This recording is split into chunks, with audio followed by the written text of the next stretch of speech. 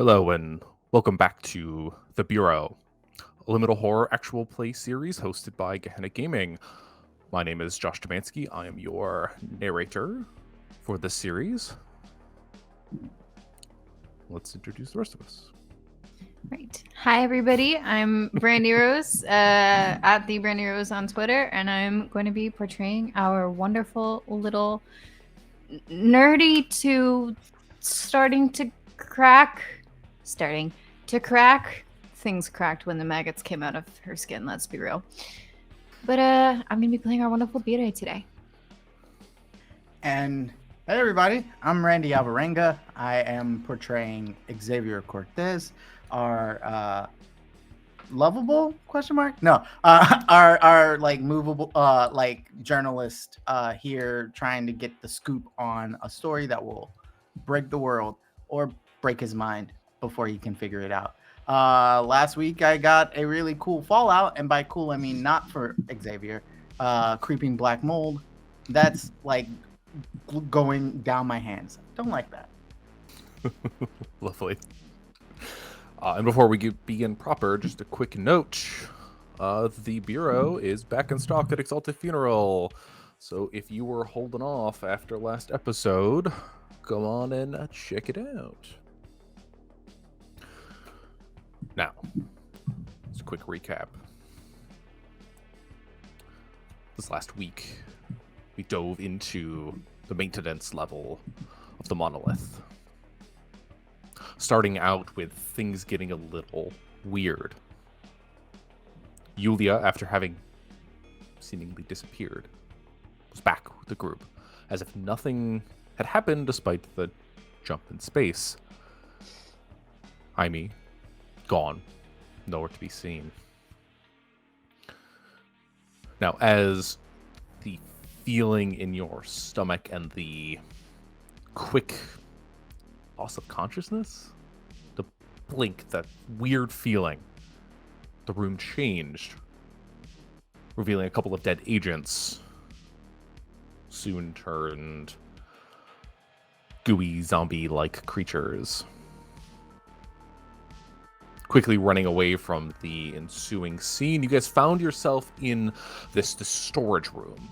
Seemed to be mostly janitorial equipment, old pieces of furniture, computers, ladders, mops, buckets, and so on, all in nice, neat shelves,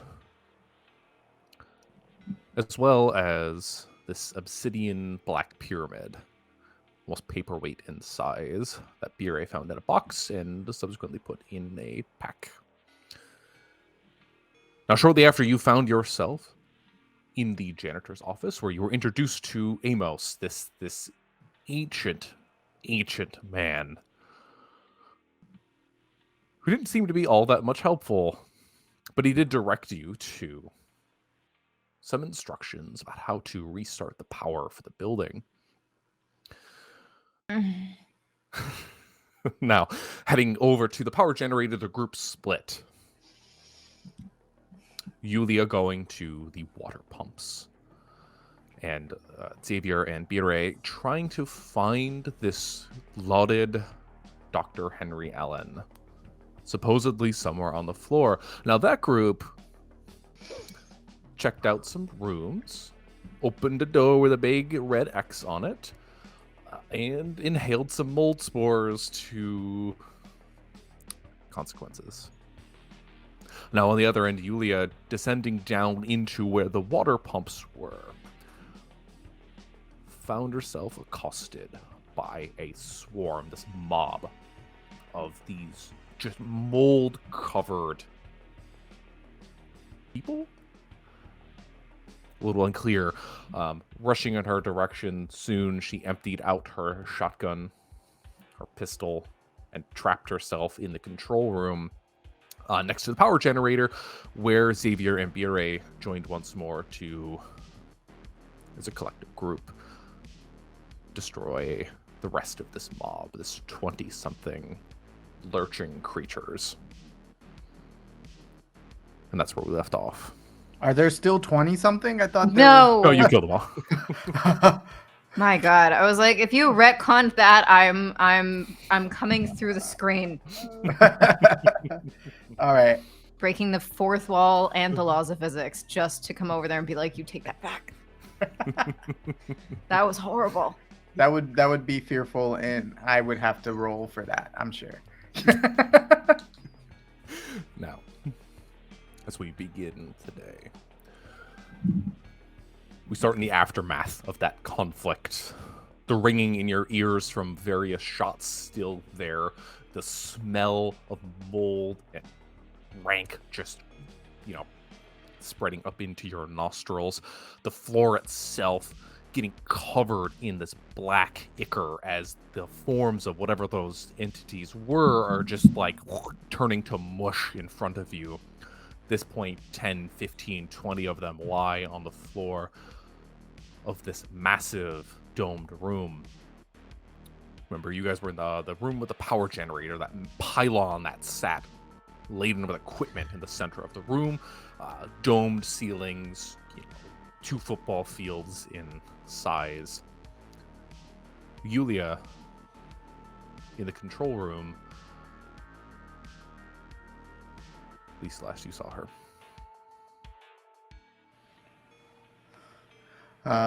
If that's the last place we saw her, then I'm probably going to run over there after disposing of that last little shadow creature. Okay. Yes. As you two begin to sprint to the control room, it's a familiar figure in the way, in between you and the door. It was not there when you looked but a moment ago, but there it now sits. A person, translucent, blue-hued. Their back turned to you lies floating, laden with gear as if they were an astronaut. Again, you see the bulky, suit, the square or the giant rectangle pack on their back.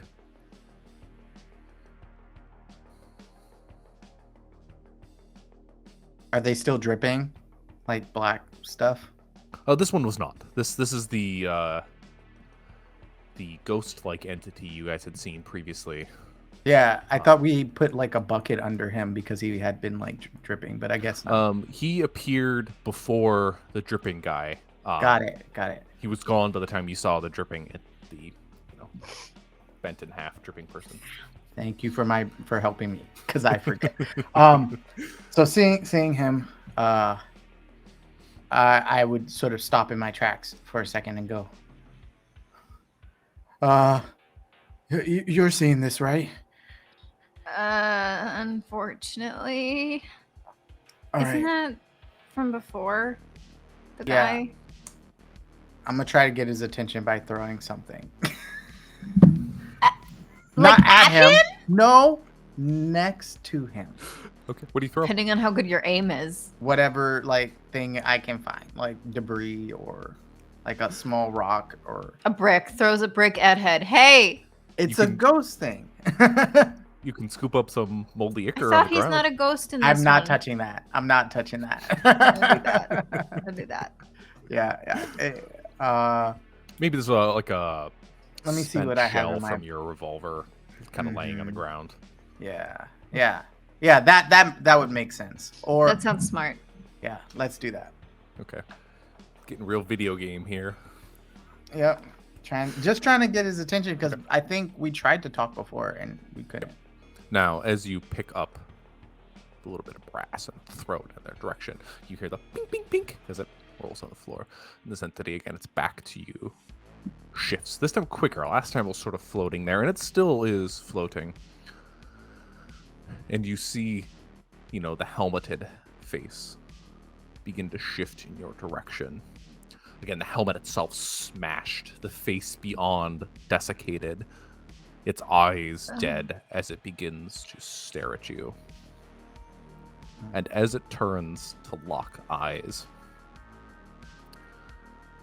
the face begins to split. A crack that runs down the center and 2 that come across the side. It starts to peel back, revealing Mm. A red light beyond, almost cross-like in nature. Shit. Well, maybe we didn't want his attention then. Like absolutely like koalaing onto your arm on the side, just like mistake. And Maybe I go- maybe if we back away really slowly. Yulia's in there. We can't just leave her. Of the three of us, she could probably take this person down by herself. Facts. I start slowly backing away. And as you begin to back away, you feel not the eyes, but the stare of this entity as the emergency lights in the room begin blinking, shifting. The ground beneath your feet seems to tremble. And you get that feeling in your stomach again. As if you are having one of those falling dreams. And you suddenly just jolt awake. Like a swoop in your stomach. And as the lights begin to flash in, kind of blank out the space, glaring red against the darkness of the room, you get that feeling, that nodding sensation, as you close your eyes for just an instant and open them up again. And find yourselves somewhere else. Now, first thing to note, Bire, Xavier, you're not together. We'll start with Xavier. I need you to describe for me a moment of your past. It can be as significant or insignificant as you so desire, just something that would come to mind. Yeah. So Xavier is sitting in a really rundown, sort of what looks like a office. It's a rented office for the sort of publication he works for, and he's just been told that if he doesn't provide a story that brings people to read their publication, then he's gonna get the axe, because people aren't reading, and that means people aren't buying, and that means no money. And there's cracks all over the room. It's dark. It's dingy. It's rainy because it's Seattle. Yeah, describe the space. Where does Xavier work? Is it a private office, a desk? It's a rented private office. So it's like a room that wherever they are, they're renting it out from some other business probably. It's like a tiny little publication here in Seattle. It's gotten noticeably smaller over the time that he's worked there. They used to have a full floor office. This is sort of just like an amalgamation of a few desks and maybe like one corner office with a door.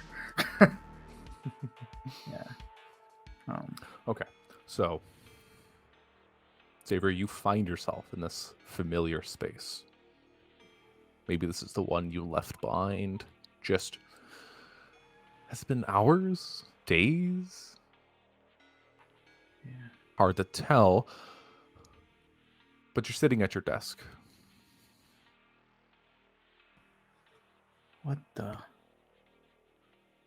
And you hear, the laptop typing, presumably of your coworkers, now few in number.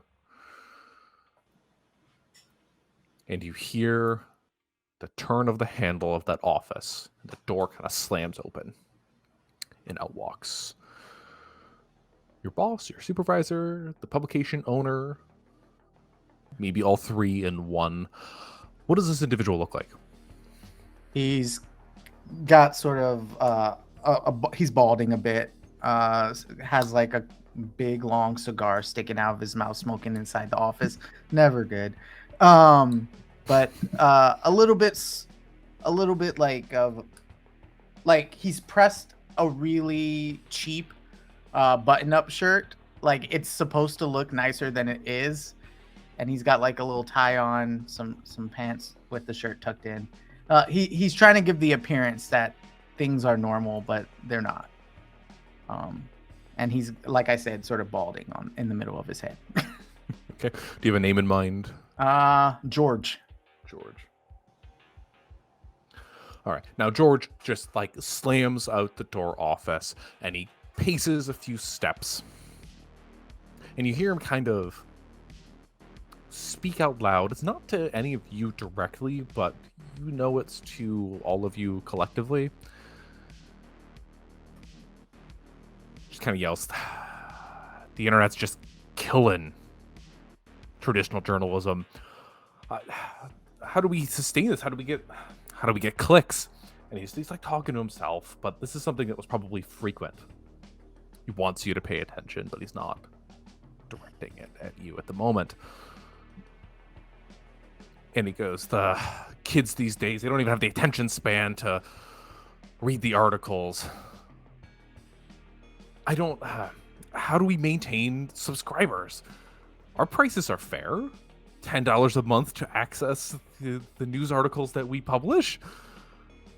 I cross out my note on my desk that says, "Talk about subscription model," because he's not going to listen in this movie.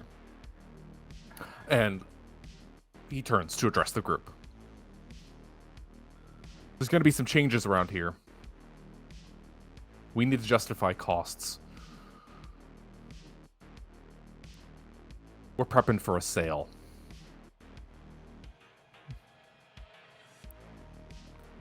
And he looks directly at Xavier. "What have you got for me?"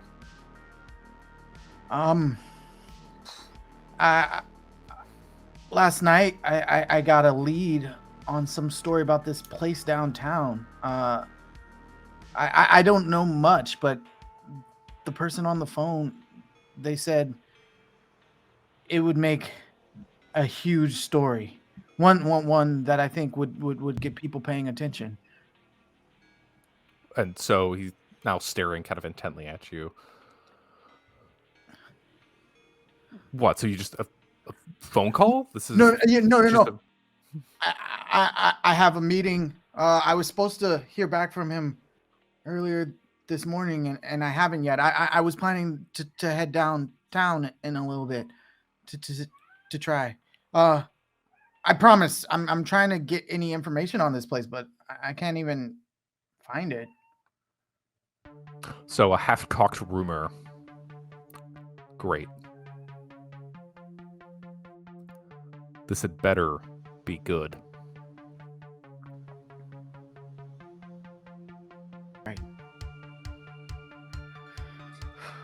Right. It will be.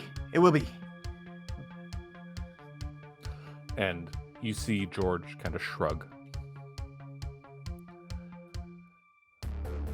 And he turns back towards his office.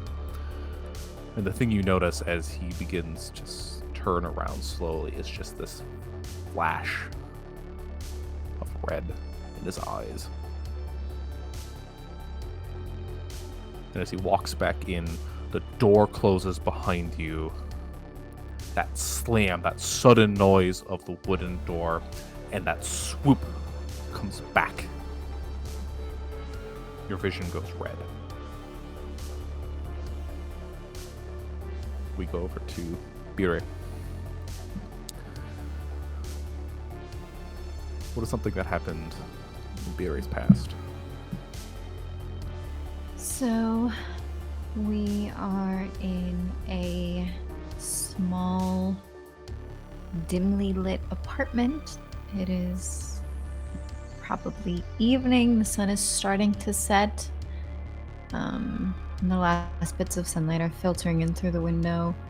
And Bire would be sitting on a comfy, small sofa, probably surrounded by papers, which are manuscripts, drafts. There's a wall behind the couch that is entirely covered in post-its and multicolored thread to track plot lines and character development, and probably in between grocery lists and takeout orders. As she's probably gotten mixed up and confused over time and accidentally gone shopping with her character's arc list instead of the groceries that are now pinned under page 52. It happens, you know, especially after like a month or two of working on a book, you start to go a little fuzzy. So this is a scene where she would be in this apartment. There's some pictures of an older woman and friends and family all over. And then from the kitchen, there would be an older woman walking out. Me drastically looking for the character keepers so that I can find the notes that I see what I named this character because I forgot. Sierra. So this is Sierra. Sierra is about... Well, in this... Yeah, so she should be about 65 years old, but very much like the Vera Wang of her age, in which like she looks like she's about like 45, maybe pushing 50. She's got like, you know, tan skin, very like long, straight black hair. And she's got 2 mugs of tea in her hand and will be coming into where Butte is frantically working on something. And yeah, that would be the scene. And how long has Sierra been here? Is this just a visit or is this like a roommate situation? So this seems to be Sierra's home, but Bure's definitely been there for a bit, for at least I'd say like about 5 weeks or so. Okay.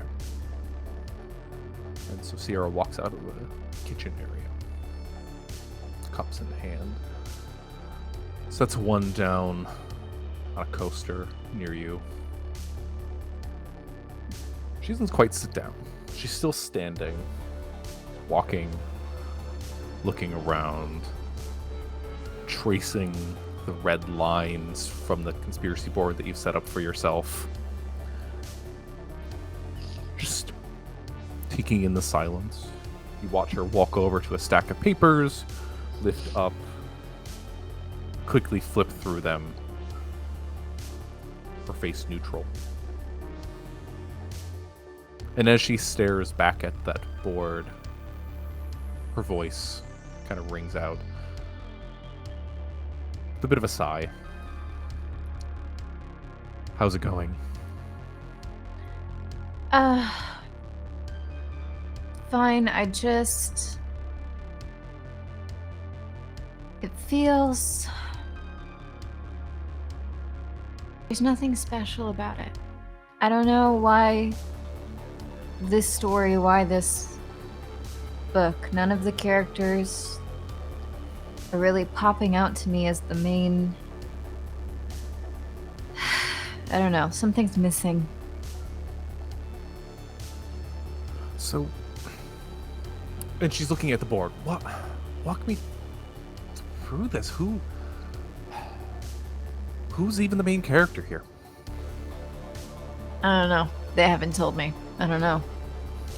I made this character, right? And then I thought, okay, yes, amazing. Focus on a demographic that doesn't often get like stories to be told. So I wrote this character, and you know, she's a 90-year-old woman. When I said she's a 90-year-old woman, she's a whole lifetime behind her. I was like, maybe this is retrospective, maybe this is a fresh air. And then I introduced what I thought would be the deuterogenist, who is this woman in her 40s, but then she has a whole story and things, and then they ended up developing so much internally they haven't even gotten to the plot yet, and then neither of them is really the main character. And then there's all of this and like just kind of like gestures to like this wall of like green post-its of like, then all of these are just names that I came up with where like I have an inkling of the character, but I don't really know where they fit in yet, or if they fit in yet, or if they'll be for a different book. I don't know, but they're there. And it's not quite coming together, you know? Like I've got this big block of marble and I'm trying to claw away at it to see the sculpture inside, but I'm not seeing anything. And she sets her cup down and continues to look. And turns to look at you. What if you scrap all of it? Do you want me to cry? And she goes, there are seeds here. There's a good story. The analogy about the marble, it's good, it's good. But your readers? 80-year-old women. 90. 90-year-old women, sorry. As one quicker than I'd like approaching that myself. My ass. Those don't make the bestseller lists anymore. You know, the Golden Girls are long past. They weren't even that old. Murder, She Wrote is a thing of the past. Yeah, What about this? She pulls one off the wall, a character. A young woman. This idea, the seed you have here. This could be the... I hate to say it this way, the female James Bond. You want me to throw up? And she slaps the post-it down. Top of you.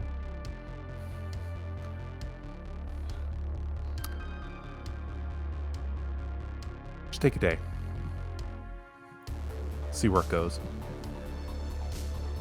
Yeah, but who cares about the bestseller list?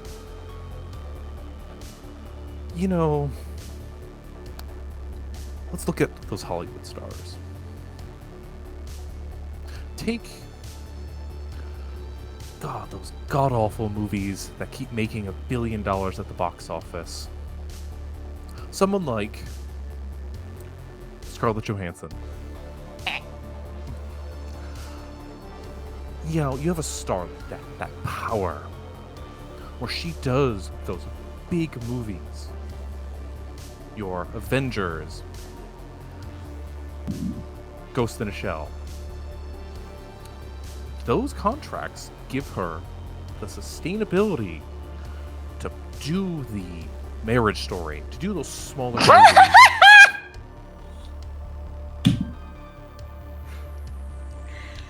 Oh boy. Well, if I did want to write something with an Asian lead, of course I would contact her immediately. But I know bills have to be paid. I know. I mean, that's why I have those, like, you know, the romance ebooks on the side under the pseudonym. But, like, I just want to tell a new story, a real news story, not a gimmick news story. And she smiles and goes, of course. Like I said, give it a day. See where it goes. You never know what can come of it. Oh, your cup's right there. Yeah. Tea. Lifeblood. Tea. Maybe I should go for a walk tomorrow. It's late now. We should just watch something and turn off the brain machines. But maybe I'll go for a walk tomorrow. And she goes, that sounds wonderful. And she picks up her cup, takes a sip, begins to walk back towards the other room, kitchen, what have you. And again, you catch, as she passes by, just that glimmer, that glint in her eyes. And as you go to take a sip of your own drink, as you pull it up to your face, you feel that swoosh. You see red in the liquid. And the thing the two of you see, just this flash before you come back to. It It's this red cross-like symbol that kind of glares out, from the general red that you guys are seeing before you find yourself back in the monolith.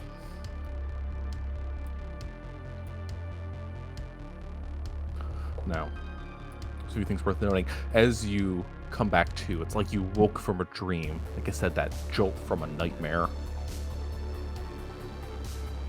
Bire, Xavier, you see each other. Standing exactly where you had left. With a few notable changes, and we'll get there in a moment. However, you feel yourselves, your pockets weighed down just a little bit more, your bags just a little heavier. I need you to both tell me about an item from your memory that is now on your person.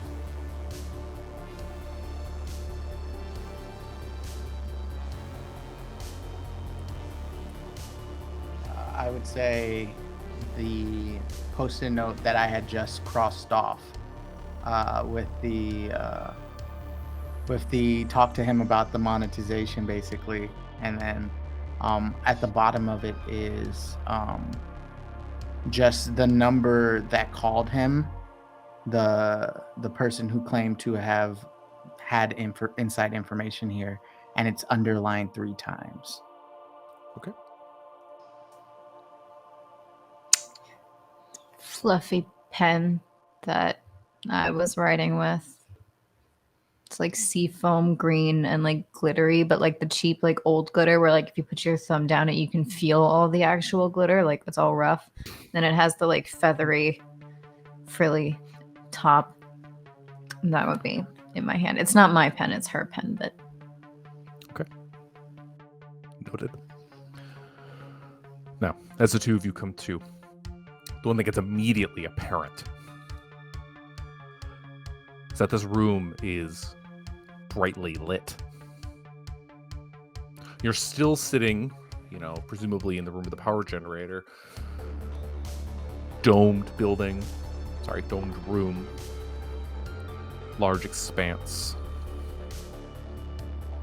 But again, brightly lit this time. In the center, the pylon is gone. In its stead, there appears to be this ring. This large, it's metal, but it's mostly scaffolding at this point. It seems to be under construction. Best way you can tell about it. The ring itself isn't completely complete. There's no control room anymore. The room where you left Yulia. Just empty space. And you're not alone. You see 10, 20, 30 people walking around the room, hard hats on, lab coats for some of them. You see the coveralls and work boots for a few other people. You see them up on the scaffolding, moving pieces of machinery. The noise of construction kind of echoing throughout this large, massive chamber now. But the way they're dressed, it's familiar. Seems a little odd because all of them are wearing outfits that are 30 years out of date, give or take.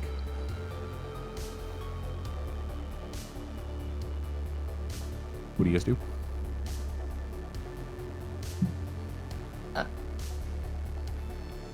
Xavier?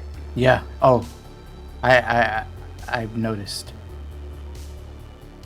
He's like holding the pen is like, did you see No. something? I mean, yes, I saw something that it was like a memory and yet not. It was odd. Yeah. And then we're here, but it's different. Do you think they can see us or? I look around to notice if anyone's eyeing us oddly. In and of themselves, no. People are going about their work. Maybe they You think look we belong down. here. Yeah.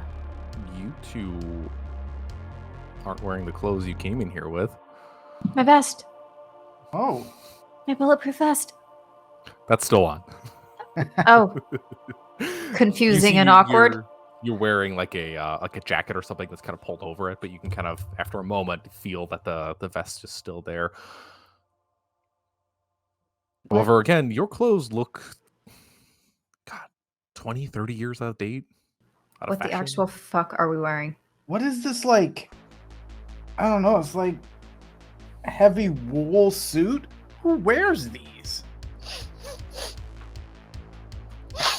It What? looks like it would smell like mothballs. Yeah. It feels scratchy. I don't like it. I look like I'm on the Mary Tyler Moore show, Yeah, you do. but with like, and then like is gonna lift the lapel and be like bulletproof vest still. I mean, look at these guys.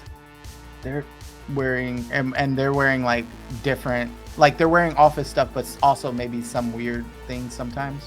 Yeah, like you said, there's a few people in lab coats, but the sneakers are, like dad sneakers. You see a lot. There are people that are wearing, work boots and stuff. The jeans, probably more boot cut, but that weird wash from 30 years ago that everybody seemed to wear. I'm realizing again that 30 years ago from 2022 is in fact not 30 years ago from when I thought it was, because I still go like, oh yeah, 30 years ago, the 80s, 70s. Yeah. And it's like, I didn't- no. No. 30 years it's ago, like the 90s. You're right. Yeah. And as you two we're old. take in the scene, you hear behind you just the swing of the door, the as it opens up, the depression of a handle, and in walks a gentleman, 5'11", wearing a lab coat, Christ. nice shoes, and probably like slacks or some sort of formal pants that you can kind of see poking out from underneath his lab coat. Now, he's wearing sort of large wireframe glasses, and his hair is nicely cut, but it's kind of pushed back without any product or anything like that, so it's a little fluffy in nature. And as he opens the door, he looks right at you, Oh no. has a smile on his face, No. and heads in your direction. Oh, they definitely can see us. Look normal. I'm gonna try and pull the blazer over to hold it closed a little bit over the bulletproof vest. I look at something in the room that other people are looking at, so I can act like I know what I'm doing. It looks totally normal. You and I standing in the middle of a room, you staring pointedly away from me at a thing, and me sitting there with the pen glued to your side, like. Yep. You're ready to take notes. Somebody said act natural, and we went, absolutely, I got you. And you hear him walking up, the clap of his shoes on the concrete floor. And a few paces from you, he kind of really calls out, but speaks up. He goes, he told me I'd find you here. And then his face, like, freezes for a second. And then he says, you must be the new interns. And then again, that pause. And then he says a third thing. You must be the transfers from Carpenter. Yes. Those things. Indeed. We did come from Carpenter. In terms. Mm. And he looks at you, and he goes, oh. Excuse my manners. My name's Dr. Henry Allen. No! Oh, wait. Well, we've been so looking forward to meeting you. So much. And he reaches So his much. hand to shake. Oh. My culture doesn't do that. Fair enough. He goes to Xavier. I go, I'll shake your hand. Sure. I guess. That's not why so yeah, we're here to help, whatever. We should go to your office and talk all about this. Exactly. Okay. Now, I know things got a little crazy down there, but I assure you, things are much more happy here at the Monolith. You can rest assured know that you will be safe within our walls. And my condolences for the regrettable loss of your teammates. Wait, what? Thank you. That's very. I'm just gonna like nudge Xavier to be like, go along with it. That's very kind of you. Yeah. Let's go discuss everything in the comfort and safety of your office. I'm sure you've got some wonderful chairs. I am just dying to see how you decorated it. Lovely. Now he turns and goes, "Oh, it's just upstairs. We'll use the elevator. It's easier than the stairs." Gotcha. He starts walking out of the doorway. Are we really gonna go with him? This is. We have to get him in his office, remember? Yes, but I mean, we're not even. Like, there's power. They don't need him to do all I don't that. think we're in the same real building, dude. You're right. Okay. Play along. Intern. Transfers. Yes. Coming, Mr. Allen. Okay. And he soon, swivels. He walks back out the door again, pushing it and heading into the hallway. With the two of you in tow. You exit out into the familiar hallway, this time brightly lit. You hear the full rumble of HVAC. The walls themselves a little more bare than you remember them being. Still plenty of, shafts and conduits and stuff kind of poking out of odd places. However, there's a bit of a mill of activity. Most of these individuals are wearing, like janitorial garb is probably the way to think about it. Either that or something like a construction worker, high-vis vests, coveralls, boots, hard hats, and so on. And as you begin walking down the hall, Dr. Allen is, tipping a non-existent hat at some of these people, saying hi to a few of them and greeting them, all of them sort of, pleasantly responding.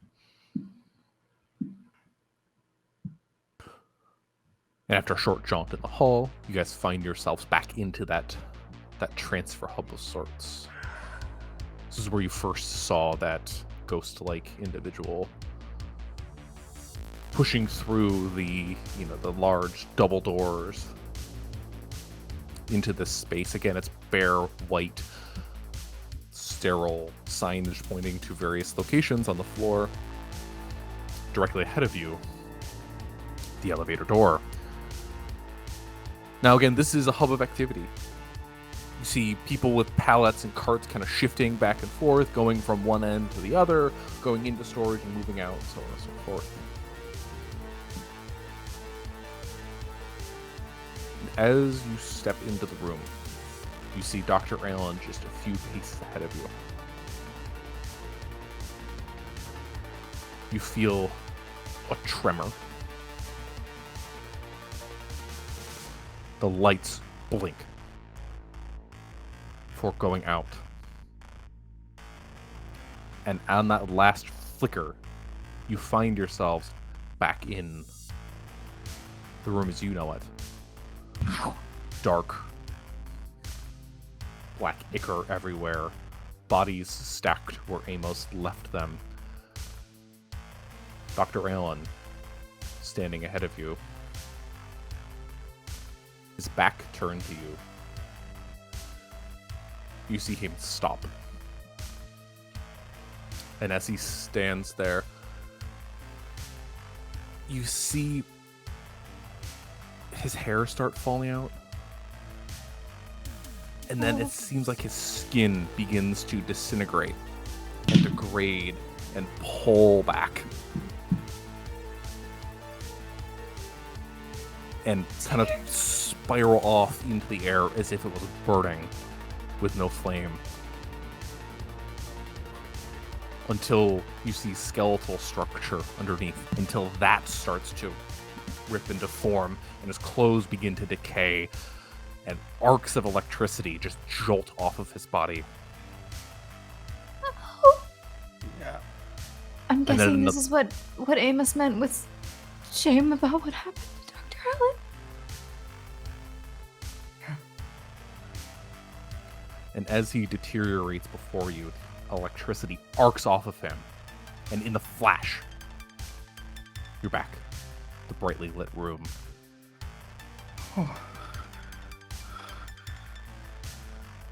I don't like this.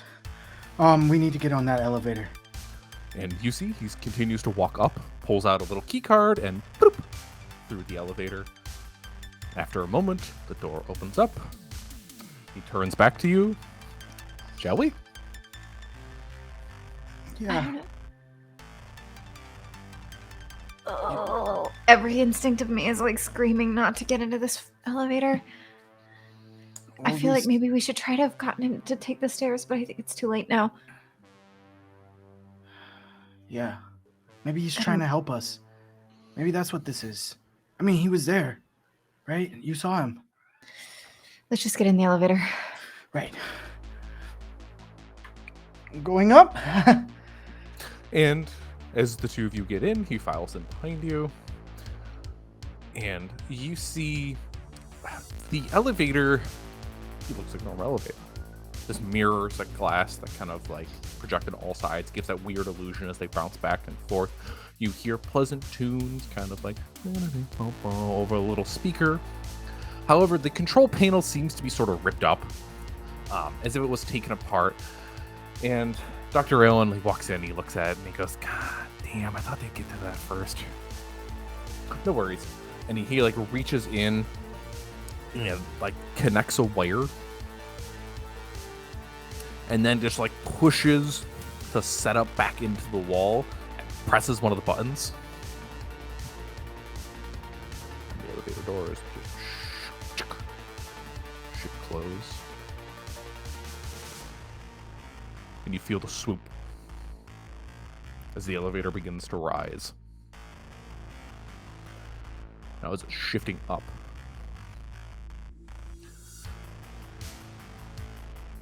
again, you get another feeling. The elevator seems to shake and shift, the light in there blinking out. Another swoop of the stomach, another quick flutter of the eyes.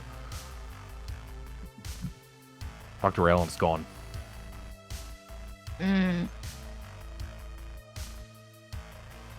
The mechanism, the panel on the elevator replaced with, looks like an RFID reader of some sort of digital screen, what have you.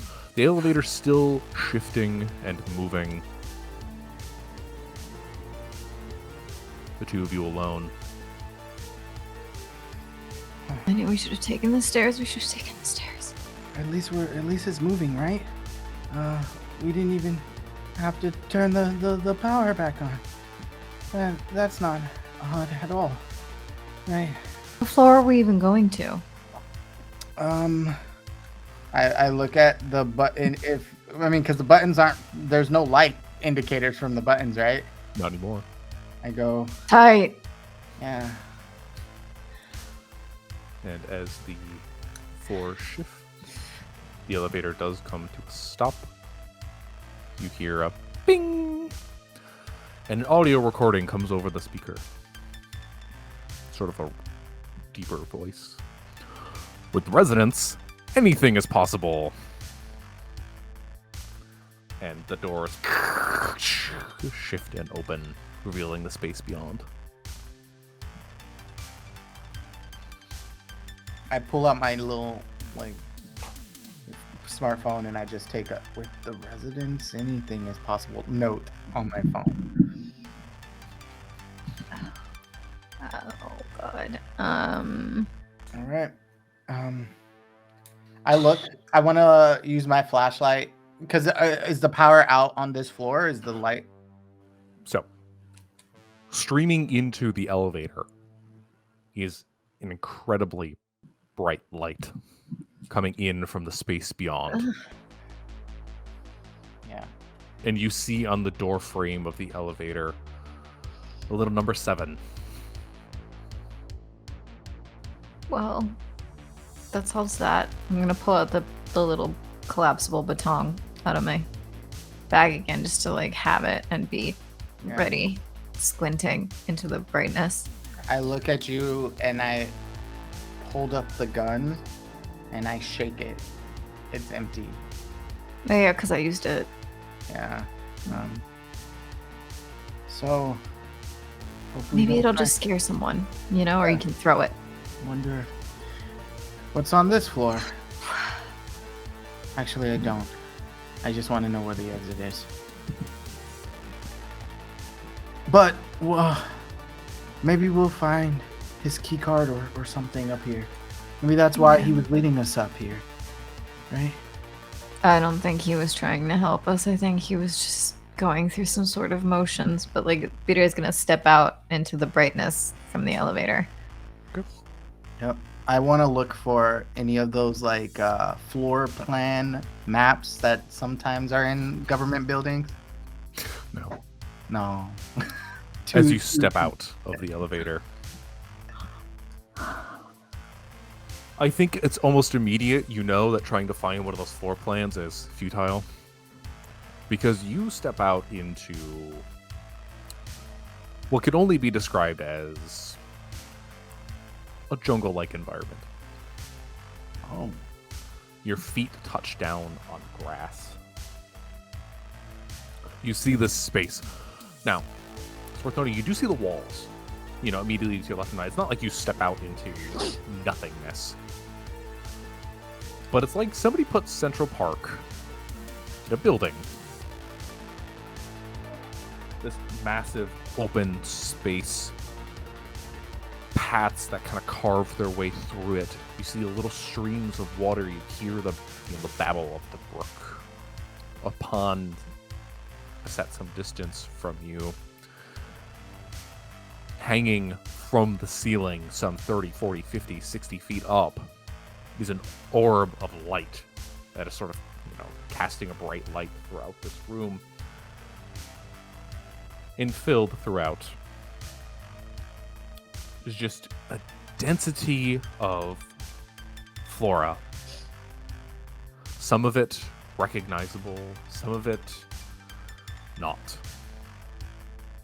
Now, at one point it looks like this may have been a tended to space. You see the boxes that one would plant in, you see the neat rows that had once housed the plants. But if anybody had tended to this,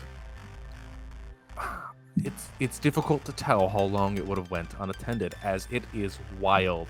Plants are growing out of where they're supposed to be. Vines stretch across the ground. Trees grow wild and unpruned. Wow. Are we still wearing weird clothes? You have your regular clothes back on. Okay, thank God. All right. So giant park inside of random building. I need to sit down. I'm just gonna like sink to like the grass and just. I need a minute. Yeah. Oh. I walk around looking at plants, I guess. Do they have any, like, I know they're overgrown. Do they have any, like, signage as to what they are or what they're being used for? Or? Yeah, you can look around and dig through, and at the base of one of the ones you're looking at, you find, like, a little signpost that has a scientific name written on it. Outside of that, doesn't really list any information. I wonder what this little guy was up to. Huh. Hey. And it looks like a Venus flytrap, but it's a little more larger than you expect. Okay. I bet you this is a horrible idea. I take the tip of the gun and I poke it inside and I go, "What do you eat, bud?" And as you touch the inside, you see like the feline-like outside edge of the plant just. Yep. Don't like that. I try to yank the little bit of the gun out. Yeah, it's a little bit more of a tug than you were expecting, but it is, easy enough to pop out. And almost immediately, you see the unfurl. Okay, I'm gonna say, and so I'm going to stay away from you. I go right back to B-Day and I go, they have plants that try to eat things here. I know you're trying to relax, but I'm just trying to keep you on your toes because who knows what's up here. Bure lays down. Go.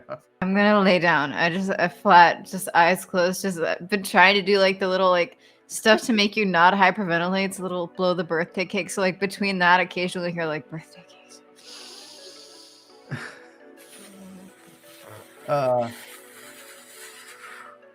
I'm gonna walk around very carefully, giving B-Day their space.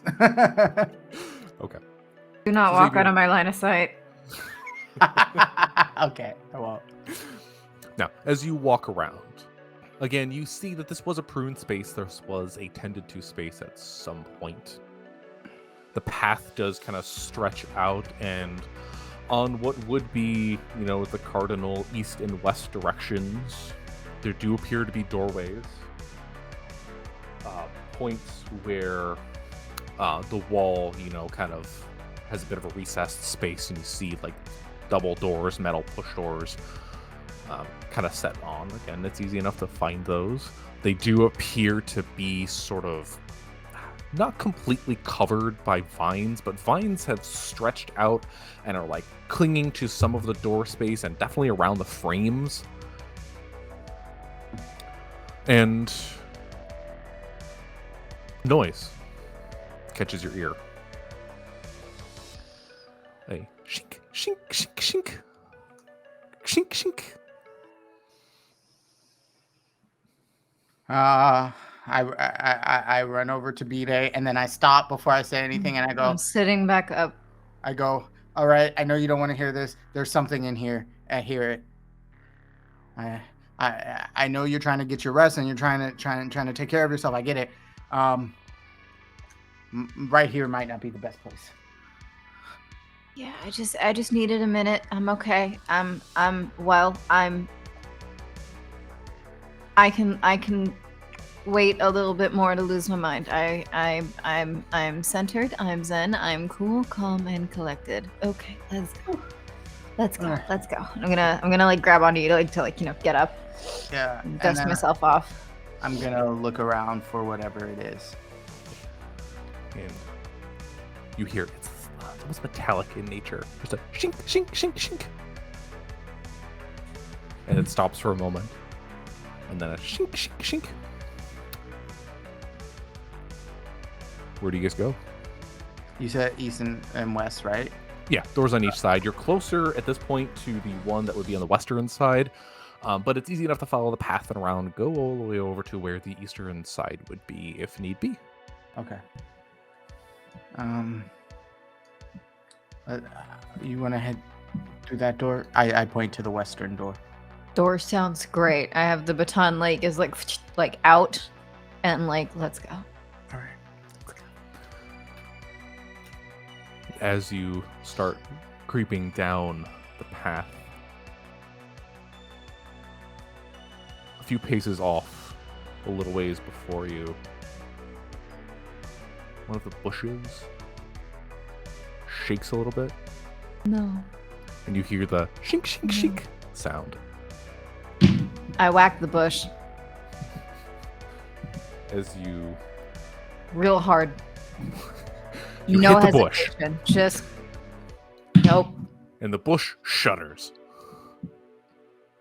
You feel the reverberation as you hit it. It's like solid wood under there, Tight. And you hear like a, oh. Did the bush just say something? We'll find out. Smacks it again with the police baton. And you hear a light chuckle. And then out from around the edge of the bush, you see the stooping form of an old man in janitorial garb. Oh. Mm-mm. Nope. I go to try to stop her from attacking the man. And Beating he the shit peers out of that out bush. from behind and looks at Bire hitting the bush. And this wheezy old voice. You don't want to kill it like that. As you see the face of Amos. Yep.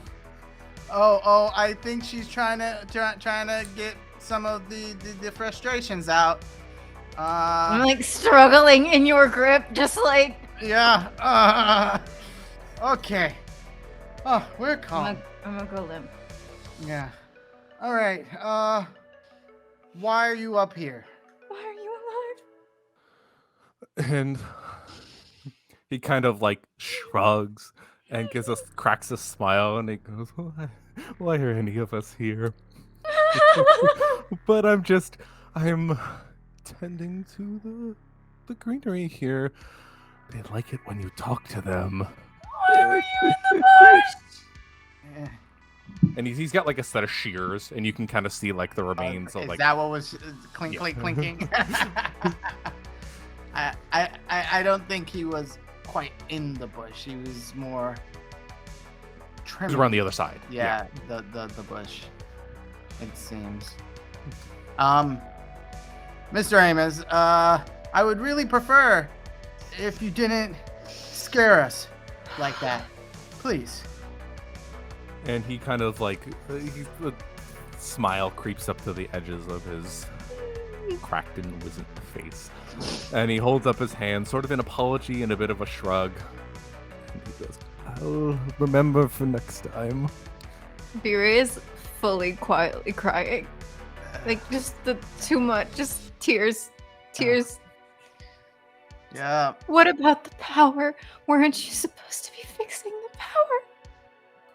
And he says he looks quizzically for a moment, and he goes, "No, not my assistants were working on the power."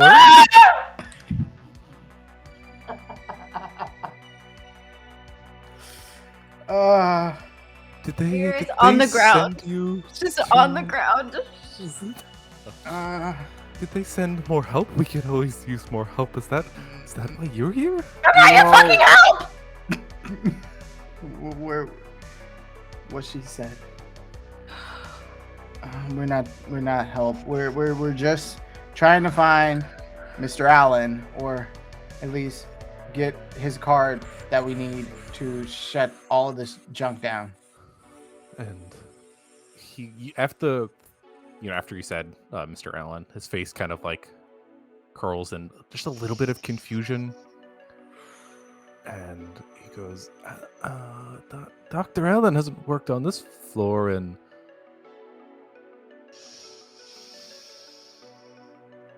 many years. Well, I think you want Dr. Gall. okay. Then we Sure. want Dr. Gall. We want to leave. Yes. How about that? How about we get this this lockdown or whatever you guys have going on here? I don't know how this floor would have gone so crazy in one day or whenever this lockdown started.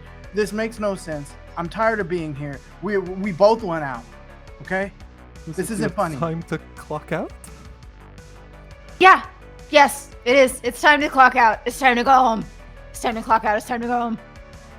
Okay. Well, I don't know if you know this, but the building's in lockdown. Oh, those are not the words we want to hear. We want shut Then break down. a fucking window. You should talk with that nice lady, Janet, down in administration. Yeah. We spoken talked to Janet. We talked to We- Janet. She we sent us to need- you. Yeah, she sent us to get the thing to shut the lockdown down. That's why we got to the floor before. That's why we're here. Why are you here? We don't know, but just tell us Will there Dr. more than Gall one know of how to you? shut it down? That's actually a really good point. Is there more than one of you? I wish sometimes I could use the help. Okay. Regardless, will Dr. Gall know how to shut this down? Can I have the maggots back? I like the maggots better. Can you come out again, please? I like that better than dealing with him. Yeah. All right. Will Dr. Gall know how to shut this down? The lockdown or whatever? And he kind of like looks and his eyes go a little glossy. Goes, no. It has to be the director, remember? The director's got the. So, hey, fuckface. How do we get to the top floor? Right now. Do you And have a he card? turns Do you have a key and- card? Because I can use the elevator. It Yeah, just he turns worked. and looks at the elevator. And then looks back at you and goes, they don't trust me with the key cards. Then how did you get here? And he goes, what do you mean I work here? Wait, what?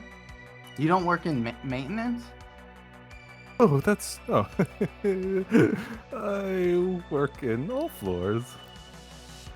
But how do you get from floor to floor? And he looks and he goes, when you get to be my age, you'll learn a few secrets. We're gonna make it. All right, let's just go. I look at BA because obviously we're not getting any secrets from the good old secret keeper here. No, Let's just no. go You know find what? There Dr. was that Gall. door. There was that Yeah. door you wanted Yep. to try. All Let's right. just bye. See ya. Farewell. Never again. Bye. And he goes, good luck. And turns I- back and just shink, shink, shink. I look at BA. You know he's gonna show up wherever we go, right? Yeah. Okay. And then I push open the door to the whatever we were going to. Okay. And as you push the door, it's a little harder than you were expecting, given like all the vines that are starting to grow up on it, but you're able to kind of like separate it. And you see the vines themselves sort of retreat back into like the grass and the overgrowth. You guys push into the hallway beyond. Now, before we get to that space, I think we should take a quick break.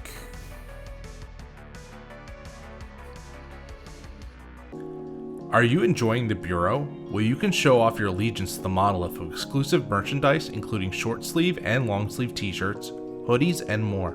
All proceeds from sales go directly to funding production and the cast and crew of the Bureau. You can check out our special bonfire shop in the description below. Consider donating to the Help Brandy Get to Safety Fund in order to assist with our player and friend Brandy Rose's moving cost as they make a necessary move from the United States back to their home of Germany. Brandy is a great person, friend, streamer, and producer. Let's show that we can come together as a community.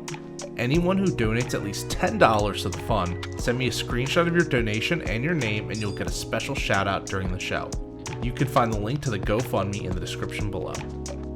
If you are enjoying the programming, The Bureau, you can find the system Liminal Horror and its module, The Bureau, at goblinarchives.itch.io/liminal-horror.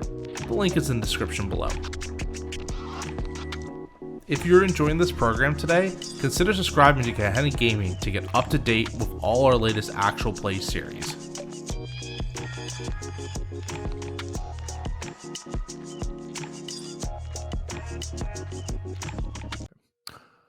And welcome back.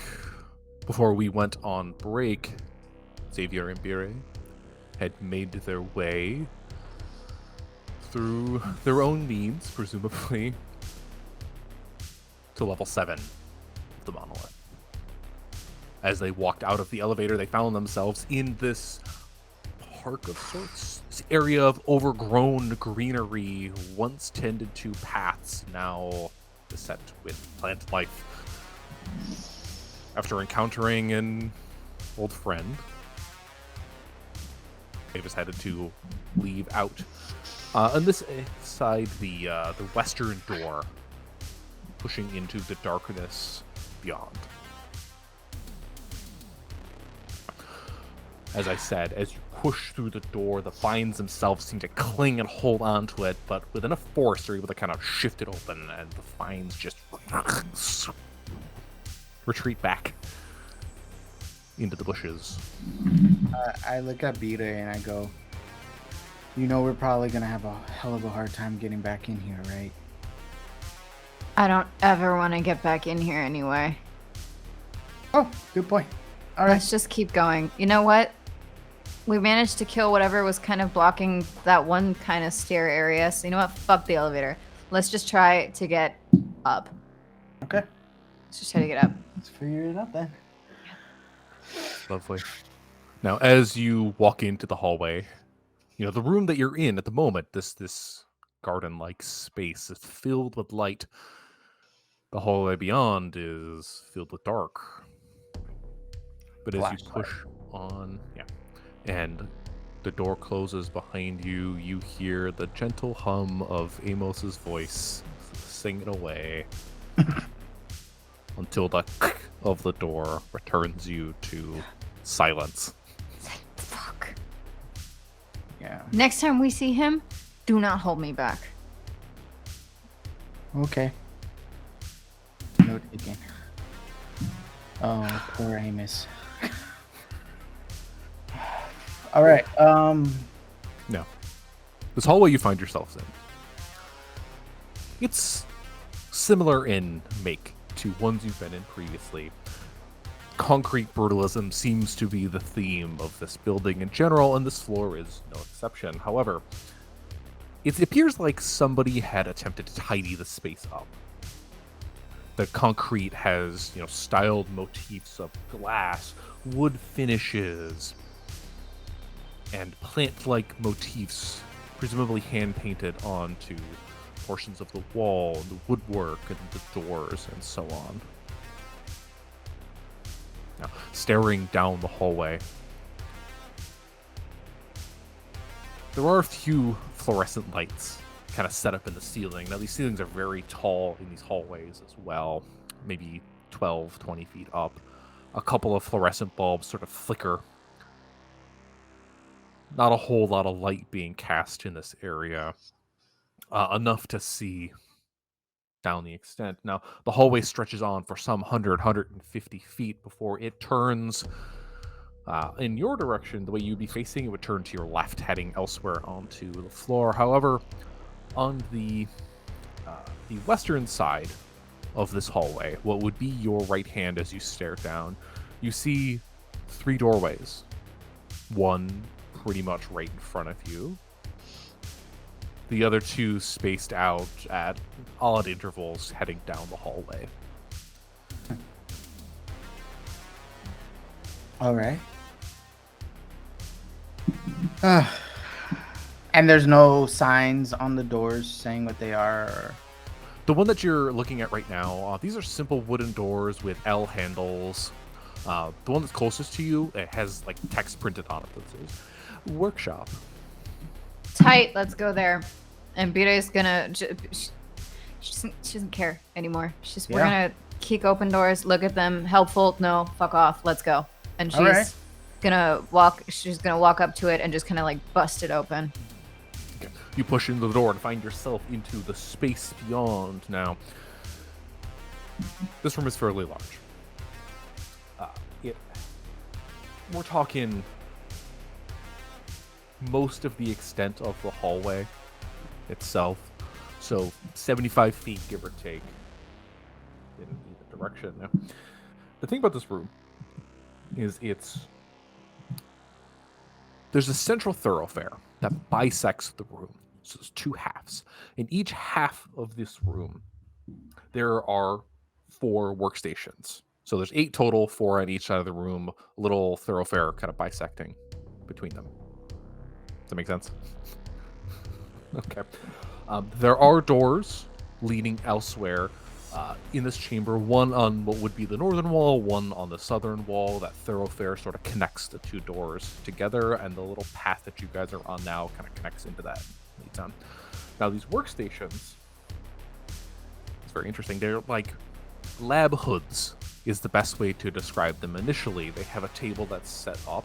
You see various pieces of equipment kind of like spread throughout, and then sort of dangling from the ceiling are these robotic arms that are draped above each workstation, and you see them have, some of them have like claws, some of them have like drill bits and tools and so on and so forth. Each station appears to have its own, set of arms in varying arrays at the moment. All right. Well, Anything look useful in here? Yeah. Each station has a scattering of tools. One of the station looks like there are tractor parts kind of set up on the table. It's not like a whole tractor, but there's like a wheel and a couple of bits, and you can see what looks like part of like a frame or casing kind of spread out there with tools perched above it.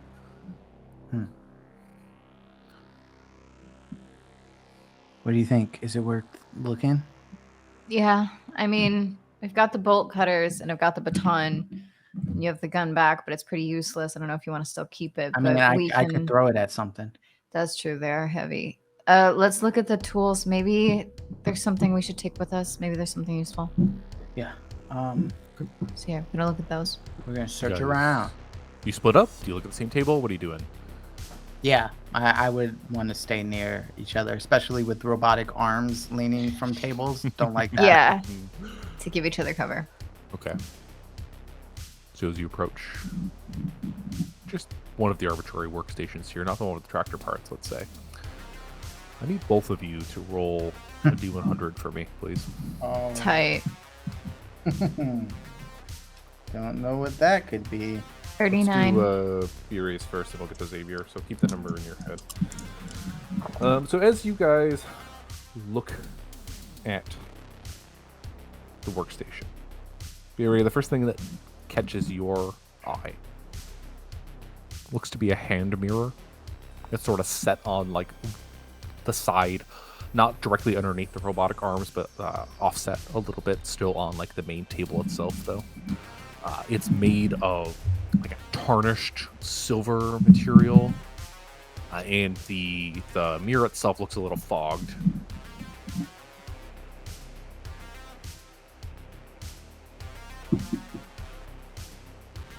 I'm gonna pick it up You pick it up. and look at it. You look at it. No.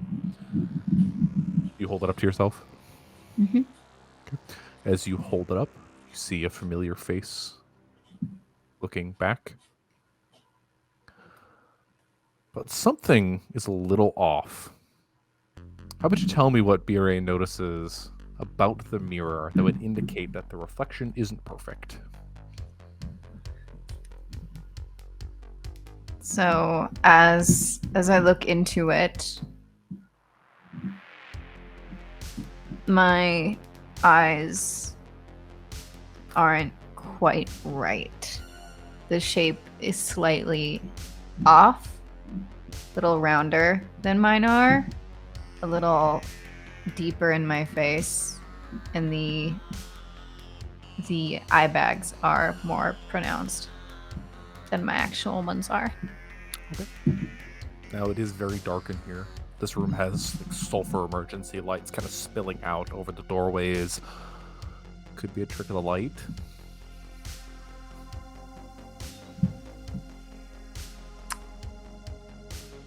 But what do you do? I shove it in Xavier's face and say, "What do you see?" Okay, same question. Yeah. Xavier, you see a reflection. It looks familiar. You see yourself staring back at it. You guys are probably more beat up and gritty than you were originally anticipating based off of your previous appearance, but there's something in this mirror just a little off. But Xavier, what is it? It is, no matter how you hold it, the angle is slightly from a different place than where you're actually holding it. So it's like Ooh. the same person holding it, but like in a different position. So as you turn and try to like see what the correct angle it is, it just continues to like move around, and you're like it's frustrating how it's like very ever so slightly different and like this like similar at the same time. Okay. And again, it's dark in here. Could be a trick of the light. Yeah. Looks like they made a messed up mirror. I mean, other than it not showing correctly, it looks like a mirror, I guess. I'm gonna put it back. Just on the table? Mirrors, yeah, mirrors are bad juju. Not gonna mess with it. Yeah. Okay. And as Bure sets the mirror back down, they picked it up. Xavier, what was your D100 roll? 50. 50. Yeah. Don't know if No. that's good or bad.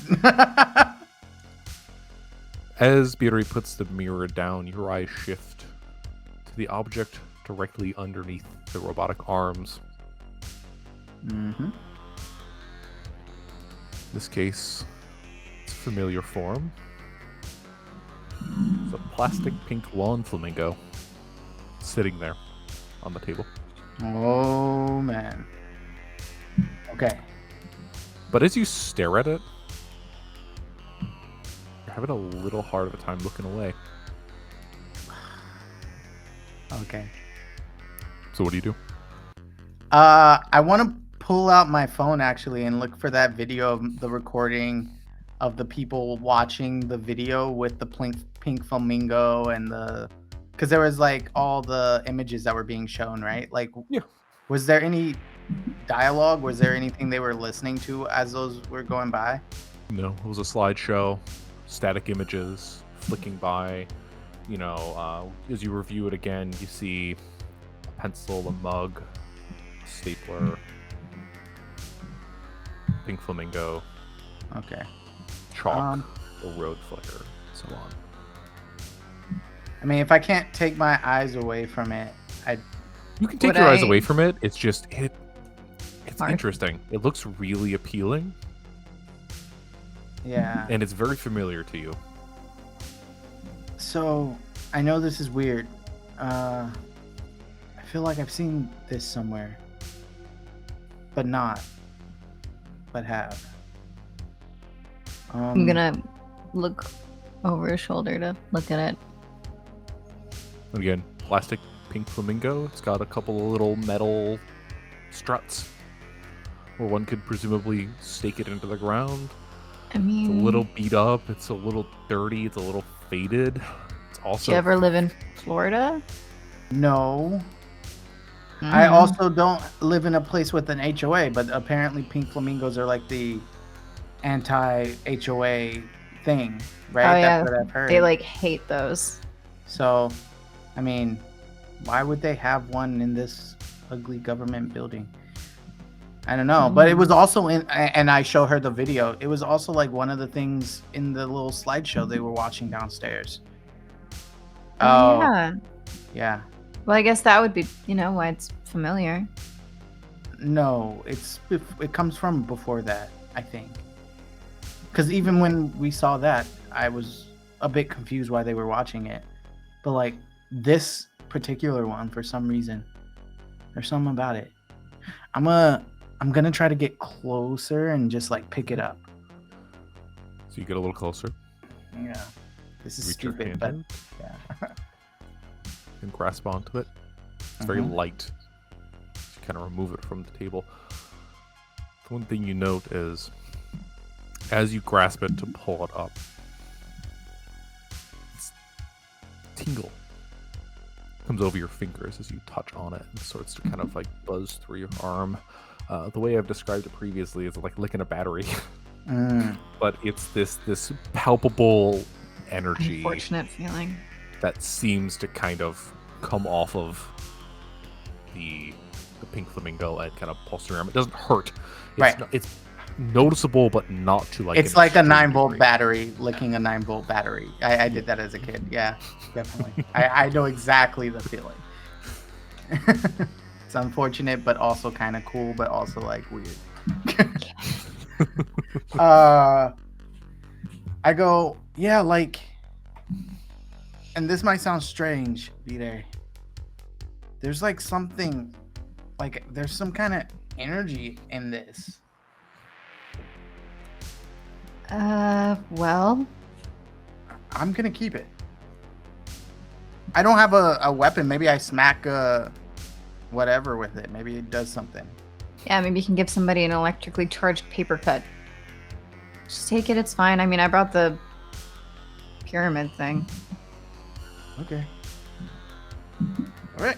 And you see him just sort of like wherever his bag is, he like sticks it in. It's like the little feet, like the parts you would plug into the ground, they're hanging up so he can grab it and pull it out with the flamingo facing up.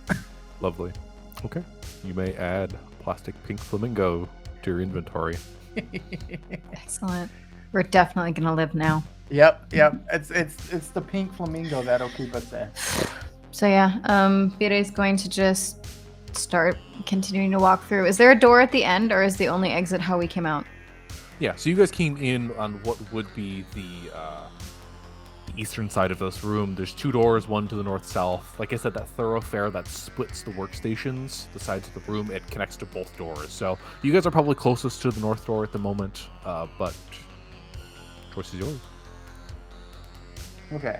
There are theoretically 6 other stations that have stuff going on, if that's something you were interested in. I check out one more. So Vire's gonna be like, let me just one more time. Yeah. Okay. And kind of I'm like keeping one an that's in the eye. middle. I'm keeping an eye on the little arms to make sure they don't move, and if they even slightly twitch, I'm gonna like Yeah. lunge. Gonna lunge at the robot arms? Lovely. Okay. I need you to roll a D100 for me. Ooh, 11. 11. that's a nice number.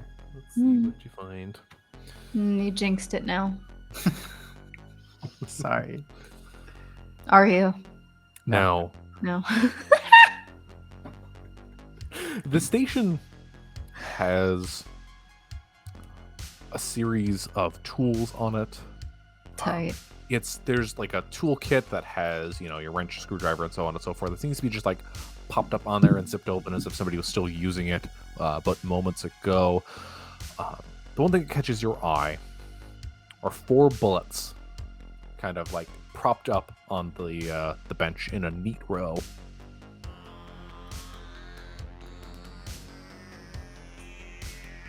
I'm gonna pick one up and turn to Xavier and be like, do these fit in your gun? I take my gun and I try. Yep. Now, as Beery, as you grab the bullet and pick it up, it weirdly seems to vibrate. It's not that electric feeling, but it's just a slight buzz you can kind of detect in your hand. They do look like they fit in Xavier's gun, though. Ooh. You know what? You take those. I give it to him immediately. I'm just like, not gonna touch that anymore. Careful. Just careful with those, I think. Okay. How many was that? 4. 4. Okay. But I am gonna No. grab the toolkit. Okay. So point of order. So the bullets themselves, my expert knowledge of guns is going to show here. Oh, Jesus Christ. The actual bullet itself, not the shell, that's the right word, is not just like a standard lump of lead. It's probably bright red in color, and would be like a hollow point. So one would expect it to do a little more damage. Got it. I'm gonna Do tell you? you. I don't. I don't. I have zero interest in guns. So you can tell me whatever you want, and I will believe it. Yeah. So there you go. Same. I like, and this is just me in real life. This is just me sharing. Like my dad was part of like a war. I don't like guns. I don't like the thought of Same. guns. I don't usually think about them. So I love them in games because I just go, yeah, it does that thing. Yeah. Fair. Yep. Okay. Note that these 4 bullets specifically do D8 damage in your revolver. That's cool. It's better than last time. Now, the toolkit itself is going to be bulky if you want to take it, but it has anything you would be able to find in your standard, array of toolkits. Like I said, a wrench set, screwdrivers, a hammer, so on and so forth. I'm going to tell you right now, in my IRL relationship, I am not the person that puts together the furniture. So I'm going to need to let's just say like I pick out some of your base tools so I don't have to carry the big, because the toolkit's big, and I can't do that. But so I can't probably take everything in it. So I'm not going to be able to take like all the screws and bolts and stuff, but I can take like, if there's a screwdriver and a hammer, because I have bolt cutters, so I feel like those are 2 things out of a toolkit I would pull that could be helpful. And it has them, a nice, gripped hammer and a pretty long screwdriver, maybe like a foot long at its end. Nice. That's always good. You can always stab somebody very well with those. Excellent. A little handier than the baton. Man, Yulia's rubbing off on B-Day. Let's go. Trying to be the person that I write. Yeah. Also have become somewhat cracked in the head. Okay. So yeah, I guess after taking Yulia those... all along. Fight Club is actually what this is. So yeah, after checking that, after grabbing those, I would just kind of like, look over at Xavier, look at the door, like at the next door, and be like, come on, just... All right. Okay. Which one? North, south? Which one is the one that we came in? You guys came in the, what would be on the eastern side of this room. So you have 2 unexplored doors. Oh, okay, right. South. South, okay. As you push your way down through, opening the door, it's a wooden door, again, L handle. This one unlabeled, but pushing into the room. Mm-hmm. The room itself, dark, pitch black, no emergency lights, with the exception of a vending machine that sits against the back wall. Just a little bit of light kind of being cast out from that, enough where you guys can see like that it is a vending machine, and a little bit of what's in front of it. The rest of the room is pitch black. What kind? Is it a drink vending machine or a snack vending machine? The snack vending machine. Oh, Tight. I'm gonna shake it or break it and get a snack. I have money. Oh, yeah.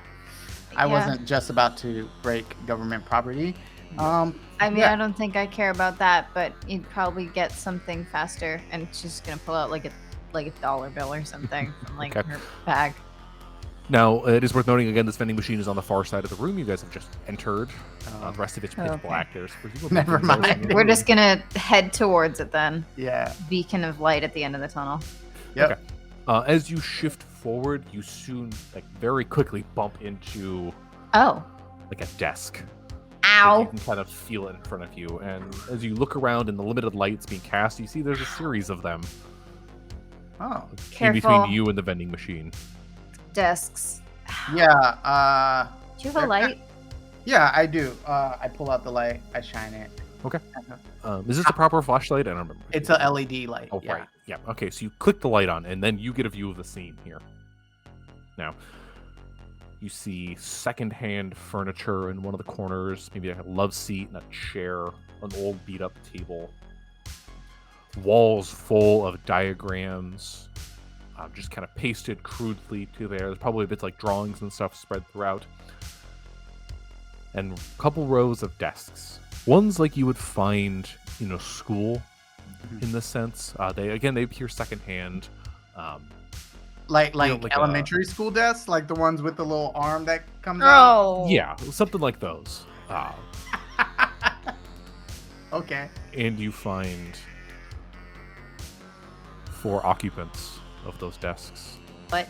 Spread throughout, their heads lying flat on the wood before them, as well as a door on what would be the eastern side of this room. I just wanted a snack. We haven't eaten. Yeah. I don't even know what time is. Yeah. I bet you these students or whatever they are gonna jump up as soon as we try to pass them, though, because How young are they? Like, how old do they look? yeah, Their faces are in, like I said, in their desks. It's a little hard to tell. They do appear on the younger side, not quite not children in that but, sense. yeah. Probably 20s or so. So like maybe a college little younger. students. Okay. One can assume. Again, they're wearing I'm gonna. like nice clothes, like business casual type stuff. They don't look like suits though. You know what? What? What if they're like? Remember, Homeboy was talking about interns or whatever. What if this is These like? are the interns. Yeah. This maybe is the team. Maybe this is the team he was apologizing for, or they're just random kids. Either way, police Ooh, baton out. Police batons, when they're out, they're like about this long, which is like 2 feet, 2 feet long. I'm gonna 2 feet away, and I'm gonna gently poke one in the shoulder. So you, boop. You hit the shoulder. You feel the shift. Nothing. They sit there. Okay. Well, let's try to pass them by, Yeah. but like facing them. Yep. You walk by them. You heading for the vending machine still? Yeah. Yeah. Okay. You pass by one. No response. Hmm. The others, the same. And you're able to kind of maze your way through this. It's only like a dozen desks, not a whole lot here. They don't fill the entire space. It's just the central chunk here. And then you see those couches and stuff beyond. And That's after why it's hand-me-down. That's why it's hand-me-down furniture. Got it. Maybe they fell asleep when the building went on lockdown. Maybe it's like protecting them. I mean, wouldn't you One way to rather be find out. unconscious? Yes, absolutely. So I guess maybe we should leave them. Yeah. They're Come probably safer in here anyway. Yeah. All right. So yeah, I'm gonna pull a dollar bill out, put it in, and be like, "You want something?" Oh yes, please. Okay. there's a nice array of chips and candy bars. They're all a little more expensive than you'd think. It's Fucking like government building. $2 for a Reese's. Fucking government building. Yeah, I'm gonna pull out because I have $32, so I'm gonna put $2 in and get a yes, having Reese's, money. and then put. I definitely. You saw me like reach in my pocket and pull out like the end of my pocket. Like, Yeah, if there were it's fine. there Don't would worry be- about it. Uh, I'm pretty sure you saved my life in between, so you know I can fucking buy you a snack. It's thanks. fine. Okay. Yeah, All right. I'm I gonna pay definitely for want 2 snacks, the peanut butter snack that is distinctively different from Reese's Pieces. so we don't get sued. Yes, we get 2 of those, so $4. You hear the I'll make a note. boop, takes your money. You hear the boop boop boop boop of the machine, and then the boop, as it kind of clatters out. And this room is silent. So that hits, Oh, it was loud.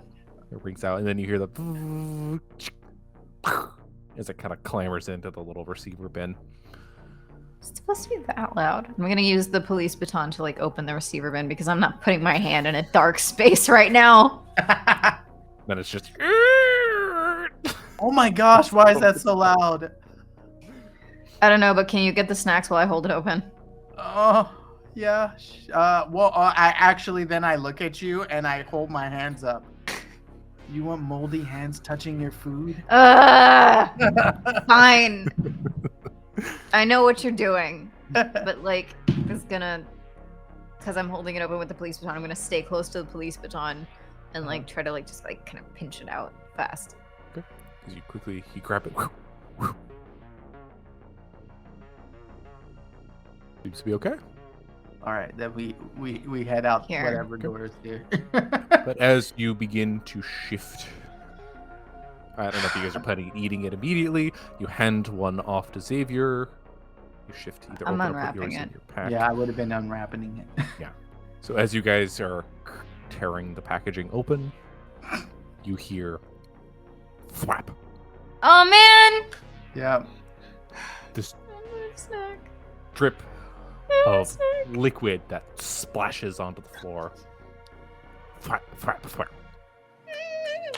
flap. All right. Just keep walking. Don't look. Just keep walking. Yep. Just get to the door. Just keep walking. I grab my flamingo and I keep going. Okay, as you guys are beginning towards the door, you hear the sound of the flapping kind of quick and anticipate before this steady like whoosh, that kind of goes out, and the shifting of desks Mm-hmm. as you rush out the door. Yeah. It's just like, is it like a push pull door, or are we like, or can we lean against the door if we close it? It's one of those L doors. So to press the handle open, and close. So if I No. close it behind myself, I can lean against it. Yeah. Okay. Yeah. So I'm gonna just close it quickly behind us, Okay. and just be, oh god. As you lean against it, Mm. you feel as the door jolts. Yeah, I put my back against it too. I'm like, Okay. all right. Ugh. Now, it's worth noting, as you guys exited, you have returned back to the hallway. At this point, you're essentially staring down a staircase that descends into the No, darkness. This is where no. that hallway sort of took a left jag as you guys were first looking at it. No. Another wanna go thump to the down. door. Yeah, we're gonna have to. Okay, so here's the thing: we can hold this door, but if they actually work here, they might know that they can go through the other door that we came in to get back to this hallway. That's true. Is there anywhere else for us to go, or is the only place to go the stairwell? You can go back up the hallway and into the garden area. I feel like we Definitely might not have. that. There might be more places to hide from them farther down Yeah. the stairs. Let's try another. Let's try another door. Okay, Different. I say we different run. room. all right. We run. Okay. I'm using my light. It's like Yep. shaky as we run. Running You heading downstairs? Yeah, Or back in the hallway? downstairs. downstairs. And you run. You hear another thump on the door, just a jolt and shake. But you guys take off down the stairs. Now, these are concrete stairs. They have those little strip protectors on the protectors, but little grippy bits at the end. The hallway itself kind of extends out. The staircase probably 15, 20 feet wide. But as you walk down, you hear just like the echoing clack of your shoes on concrete descending down. Feels like 2 flights of stairs Shit. down into a hallway beneath it. Now, Okay. as you make it down to the landing, you no longer hear the sound from behind you. It's silent, but for your breath. Okay. Okay. You're Without looking- like opening my eyes, just heavy breathing, I like finish unwrapping it and I like full like shove Yeah. the entire like peanut butter cup in my mouth. Yep. Yep. Okay. Now, you take a moment to rest, shoving the peanut butter cup in your mouth. If you are missing any hit protection, you can recover it at this moment. That does not count for stats. That is only your hit protection. That still makes me happy. With your food, with your breather. Now, you are staring down a long hallway. This one stretches on 200-300 feet. Emergency lights set up at seemingly random intervals, casting sulfur light in basically pools of yellow that do little but draw shadows down the hallway itself. Now, close to the base of the stairs, you see a sign for the restroom. The hallway, the wall sort of opens up into the space. You can kind of see some of the tile beyond. That's the thing nearest to you. There also appears to be other bits to the hallway and stuff further down there. However, as you finish crunching on your snack and to catch your breath, you hear a faint sobbing. Mood. Coming from where? Seemingly that bathroom. Oh. Let's just go. Let's just go. Let's just do it. All right. It could be Dr. Gall, right? For all we It know. could be anyone. Yeah. If it's that fucking janitor, I'm gonna kill him. Yeah. Understood. At this point, I'd let you. I don't care. Let's go. All Let's right. go. I Let's go. Maybe it's a sane person because I also constantly want to cry. I push open the door to the bathroom. Okay. It's worth noting the bathroom door is it's like an airport bathroom type of deal. There's no door into Oh, it. okay. It's just a threshold, and then there's like a bit of wall immediately ahead of it. Perfect. So it's a Just little gonna like go in. square. Gotcha. Hallway. Okay. Yep. So you're able to. Why are quickly... they like that? I don't know. Mm. That's a good question. Though. I never until you said airport bathroom, it never occurred to me they are all like that. So you don't have to touch the doors. It's Maybe, yeah. Maybe they were thinking about sanitation before the rest of the world. Yeah. No, Fair enough. probably not. However, soon you find yourself in a familiar space. White tile. No. No, stain, dark green in places. Your light from the little like LED light you have sort of reflecting off of it. Immediately as you kind of cross around through the door, you see on the far side there is one of those wall-length mirrors. Mhm. Sinks beneath it. You see your reflection kind of cast in your light as you guys walk in. There's a row of stalls. And as you get in, the crying seems to get a little louder as you get a little closer. Hello? Is anybody here? Now the doors to the stalls all remain open, save the end, the last one in the row. Do you need help? Do you Yeah. see the fucking janitor? You do not see Amos in here. You do see the shut door, the last one. Oh no, that was last something stall Vera in the said row. as like Oh. she was also like, cause she's also like constantly like about to start fucking crying again. So she's just like, did you see the fucking janitor? No. Yeah, so there's just muffled sobs coming from the last stall.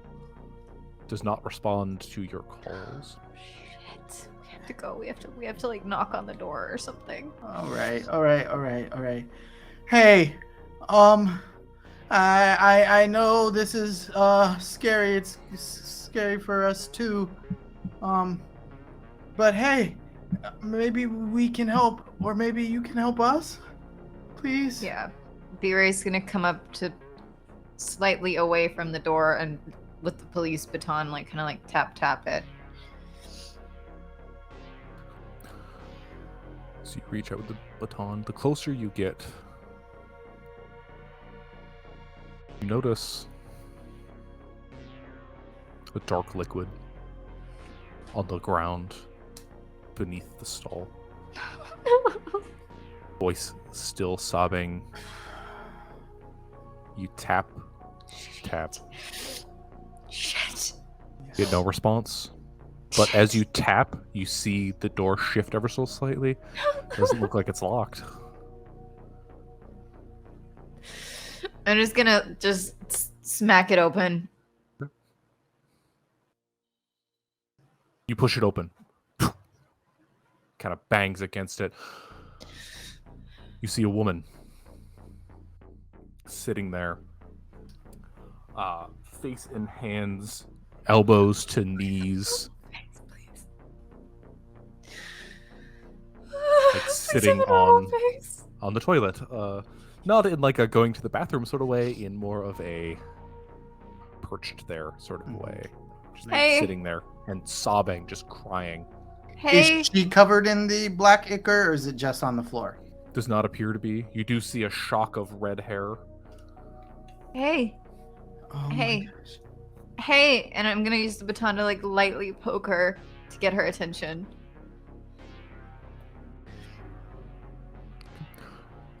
You poke her, and she does respond. The body does move. But she continues to sob. Hey, I want to cry fucking too, but we have to get out of here. And as you continue to poke and cry, her face comes from beyond the hand. Is it a normal face? It's a normal face. Oh my god. And as the face looks up, you look into eyes that are familiar to you. You see their supermodel-like form, a black pea coat, all glam and clean cut. As you stare into the eyes of Yulia. Yulia! Oh my gosh. Yulia, yes. And as she looks up, you see no recognition in those eyes. I look at my phone and I find a picture, like a video of that I recorded of me zooming through the room, one where it would have gotten all, like the two of them in it. And I go, Yulia, this is you earlier today. We got here together. Are you okay? And there's just sort of like makeup starting to stream down her face, black eyeliner.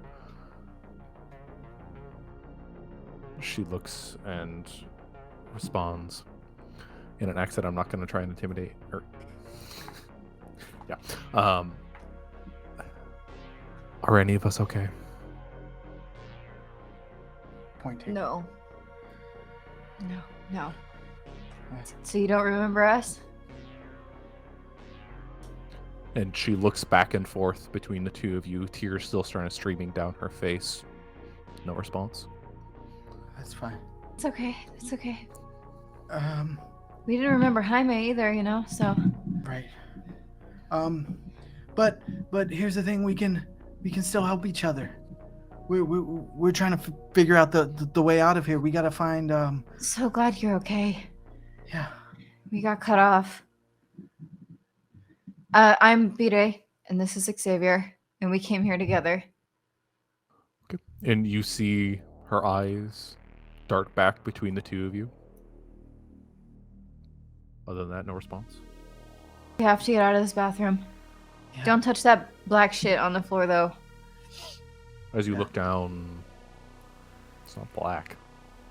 Hmm. It's deep crimson. Don't touch the blood on the floor, though. It's nasty. Yeah. How did you end up in here?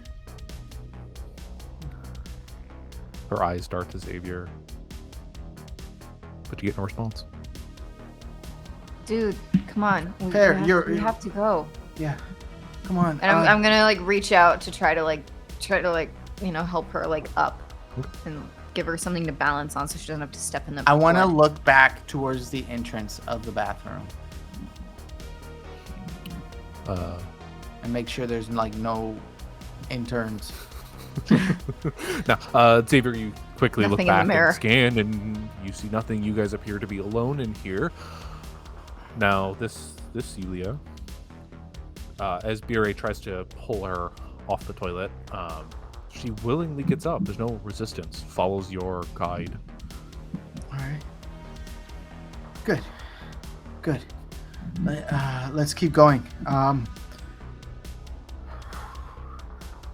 Yeah. I'm glad What? we found her. How did you get here?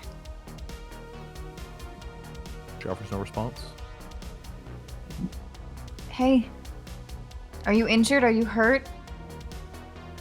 And she looks at Bire, looks herself up and down, and shakes her head. Okay, Good. it's okay. I'm just gonna hold her hand because I'm also like, my mind is just like, what the fuck did she see Right. that she's like this? For Yulia to be like this? Nuh-uh.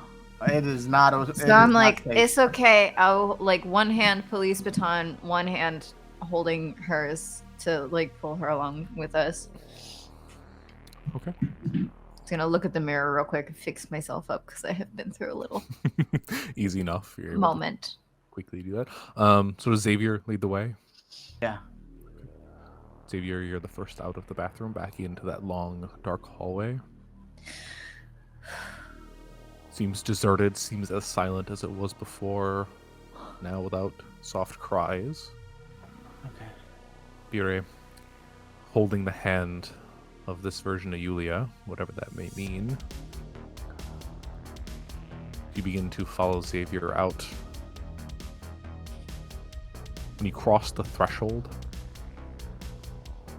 leading into the hallway, your hand goes limp. Julia? And you hear sobbing coming Yeah? from the bathroom. What? What, I run back to the need- back stall. You run back to the stall. Well, Yeah. first I need both of you guys to take one stress. yeah. Yeah, that makes sense. You run back to the stall. You push it open. Yeah. You push the door open. You see a woman, face in hands, elbows to knees, sobbing. Is it Um, Yulia? And you feel that feeling again in the pit of your stomach. No. Swoop. No, no, no, no, no. No, no, no, no, no, no, no, no, no. As we end our session here for the night.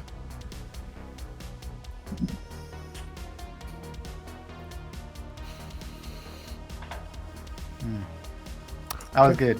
That was We're episode 4 of fucked. The Bureau. Yeah.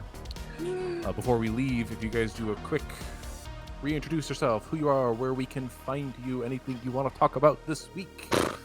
Yes. Hi everybody. I've been Brandy Rose, your resident scream queen. Finally getting to scream and shout and cry and lose it. It's cathartic. It's fun. And I've been Bire. You can find me on Twitter at the Brandy Rose. I'm a performer. I'm an actor. I'm also a producer, as well as just TTRPG person. I do all the things you can possibly think of in entertainment that I can get my fingers on. And then I also, in my free time, teach people how to do them because I just want people to make cool things. I don't want not knowing to be the reason you can't make a cool thing. I'm also the head of the Petite Podcast Network. You can check all of that out. On my Twitter, my link should be my card that has all of my shows in it because my current pinned tweet is not all of my shows, but my pinned tweet is the GoFundMe that I'm currently running because I have had some bad stuff happen yet. Sorry, I switched to German real quick. I've had some bad stuff happen now in my life, so you can tell I'm stressed. This show has me all fucked up. But I've been through some really tough stuff right now, and I require some help, especially this month because I'm gonna need that help by November. So I have that there. If anybody can share it or contribute, I appreciate it. I will continue to try to do whatever I can to drive money towards it. And I can be hired for a great many things. So my DMs are always open. I also have a business email listed on my card. So make sure to check that out. And thanks for watching this show. It's been really fun to be Bire and to like slowly lose my marbles. All right. Hey everybody, I'm Randy Alvarenga. I am a TTRPG streamer, actor, performer here in the Pacific Northwest. You can follow me on Twitter at RollerRaja, that's ROLLERRAJA, to find out some of the really cool projects I'm doing. Just some examples of stuff that's happening here in October for me. One is The Few and Cursed over on Saving Throw Show. We'll be playing that. It's based off of a comic series, which is really cool. It's post-apocalyptic Western. So that's cool. This is going to be my first time playing in that.